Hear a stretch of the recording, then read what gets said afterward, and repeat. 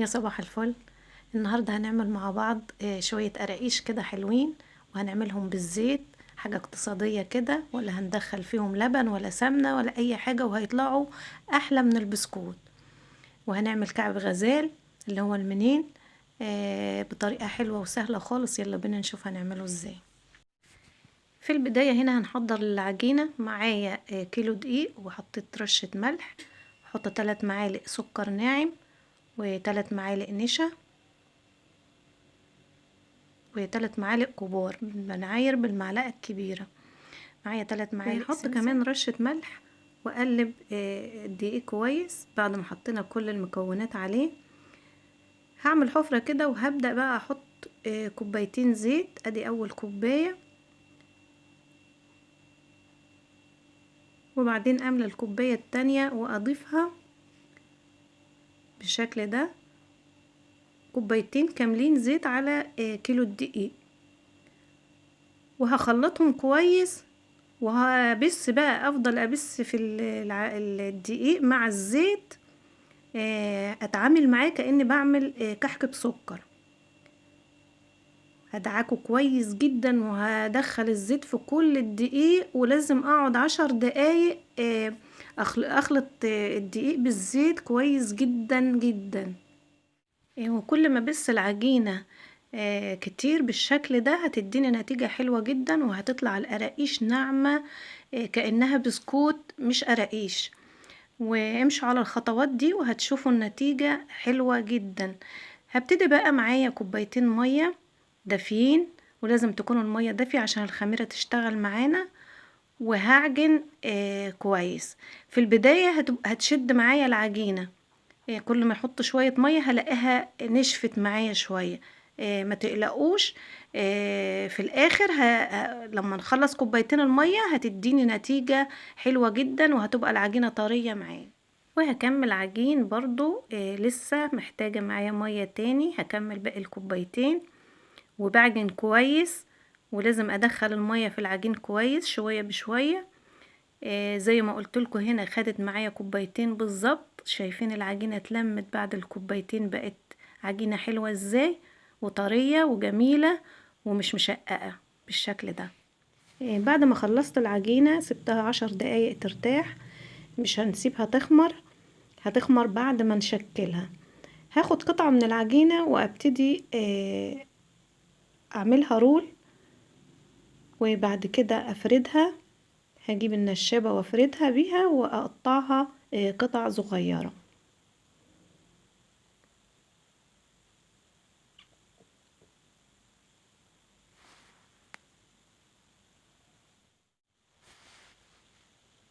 هكملها فرد بالشكل ده لحد السمك العجينة اللي انا عايزاه، وهسويها كويس. وبعدين هجيب القطاعة وابتدي اقطعها. وطبعا التقطيع ده ممكن نقطع بسكينة، نقطع بقطاعة، اي حاجة زي ما انتوا عايزين. وكمان الحجم اللي انتوا عايزينه، والسمك اللي انتوا عايزينه. وبعد ما نقطعهم لو لقيناهم طوال ممكن نقسمهم تاني. وعلى حسب بقى، لو انتوا عايزين القراقيش تكون طويلة ممكن تسيبوهم بنفس الطريقة كده. وطبعا هكمل كل الكمية بنفس الطريقة اللي انا عملتها. هفرد العجينة وبعدين اقطعها بالقطاعة شرايح كده.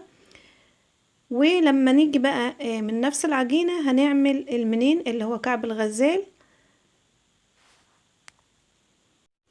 هفرد العجينة بسمك رفيع خالص عن القراقيش، عشان هنلفها رول، هنحط فيها عجوة ونلفها رول. انا جبت التمر معايا هنا، جبت تمر طري.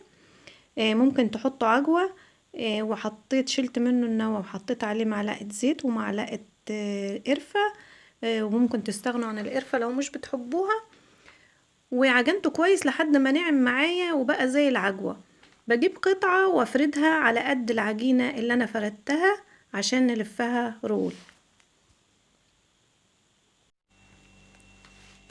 وبعد ما كملت العجينة كلها بالعجوة او التمر زي ما تحبوا، هبتدي الفها رول.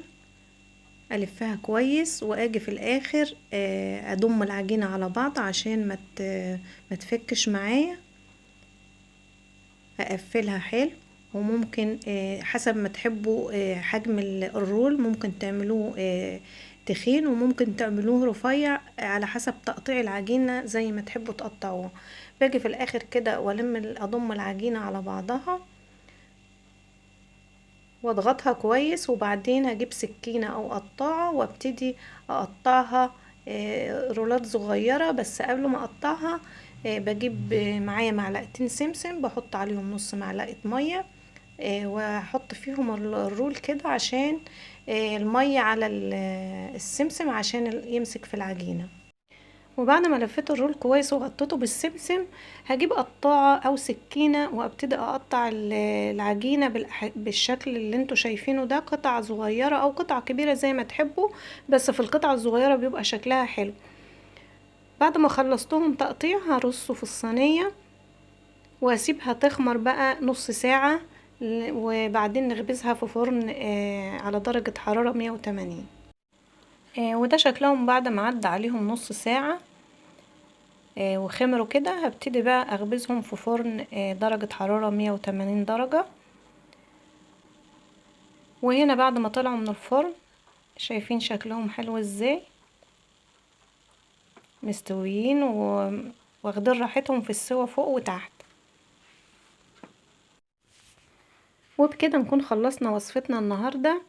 بجد وصفة حلوة قوي وجميلة، شايفين مستوية فوق وتحت وهشة كده وناعمة، بجد عاملة زي البسكوت مش القراقيش يعني. هتعجبكم ان شاء الله وهتعتمدوها.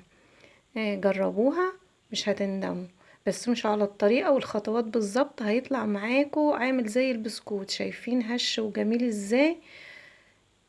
يا رب تكون الوصفة عجبتكم، ولو الفيديو عجبكم ما تنسوش تعملوا لنا لايك وشير واشتراك في القناة. علقوا حتى لو بكلمة واحدة عشان الفيديو يوصل لعدد كبير من الناس.